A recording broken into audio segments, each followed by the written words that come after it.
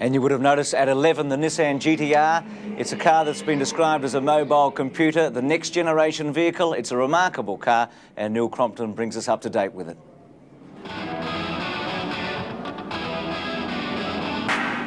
Jim is just spread eagling the field in the Nissan GTR, and there he goes. In this era of technical one-upmanship between nations, it seems Nissan has out-perfected Ford's near-perfect Group A car. Japan's response to the Sierra, the Commodore and the BMW M3 is this gem, a four-wheel drive, four-wheel steer, twin-turbo, six-cylinder, 24-valve rocket. Technology is the message, and Nissan has used the Group A rules to the max to create the ultimate touring car. The Sierra's got 550 horsepower, say, putting us through a 10-inch tyre on the rear. We've got 630 horsepower, a lot heavier, but we're putting us through four wheels. You heard right, he said 630 brake horsepower. Using the most sophisticated milking methods, Nissan Motorsport is dragging massive horsepower from this six-cylinder turbo. But normally, having this much grunt smouldering away under the bonnet would be of little use, as it would be wasted in wheel spin, ultimately killing the tyres on most Group A cars. That's why four-wheel drive technology was embraced. Distributing that much power through four rather than two wheels allows the use of radical horsepower. However, merely driving all four wheels at the same speed is undesirable. Controlling the prescribed amount of four-wheel drive is the critical factor. This onboard computer receives constant messages from three sources regarding the behaviour of the car. A G-force sensor measures longitudinal and lateral forces, therefore monitoring braking, acceleration and cornering loads.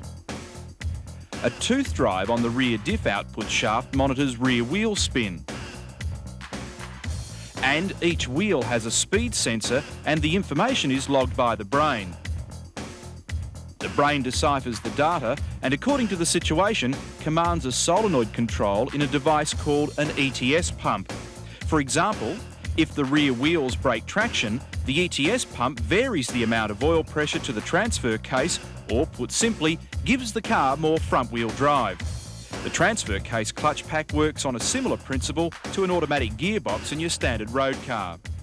So basically how the system works is that when the rear wheels lose traction, directs drive to the front, we then have a four-wheel drive car, and we can program that by our silicon chip. So the car has a situation where on fast corners where there are high Gs, the car works as basically a two-wheel drive car. When it's on a slow corner with low Gs, the car is a very much a four-wheel drive car. So out of slow corners it's great, around fast corners it's almost the same as a Commodore or a Sierra. To complicate the issue, the brain can be programmed with silicon chips called EPROMs to react in different ways. Using data logging equipment, all this information can be recorded and used to achieve a better setup prior to the race. When the setup is right, the equipment is removed. This is just some of the information used. A test at Perth's Wanneroo Raceway reveals the variations in four-wheel drive pressure from the ETS pump. The forces on the car are plotted using half-G increments, and the actual speed of the individual wheels is recorded. Using the timescale along the bottom of the graph, this information can be cross-referenced and the car's track position can be pinpointed. Then if the Gibson team adjusts the car's suspension or alters the four-wheel drive settings, the information can be re-examined to decide if it worked or not. Once they've programmed the GTR to behave, the drivers have three other four-wheel drive control options. These are mode switches. If it rains, Richards or Scaife hits the appropriate switch and instantly they've got perfect four-wheel drive, overriding the brain's normal pressure variations. This is not your average touring car.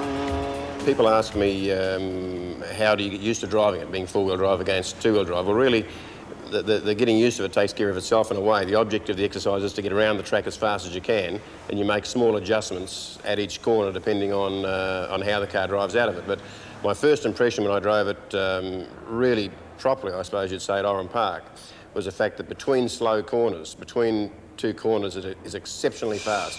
Incredibly so that you've hardly got time to look at the rev counter. You've just put your foot on the accelerator and accelerate so fast you just change gear and go to the next gear. It's incredibly fast. That's the first impression that I had of it. There is one flaw. The car is heavy and that has an effect on brakes and tyres. This weekend is the big test. Will the technology be a help or a handicap when it comes to attempting a win in Australia's toughest race? Well, Neil Crompton suggesting some technology problems. They have had them this week with the brake balance on Wednesday and the fuel actuator on Thursday. Starting from 11th on the grid,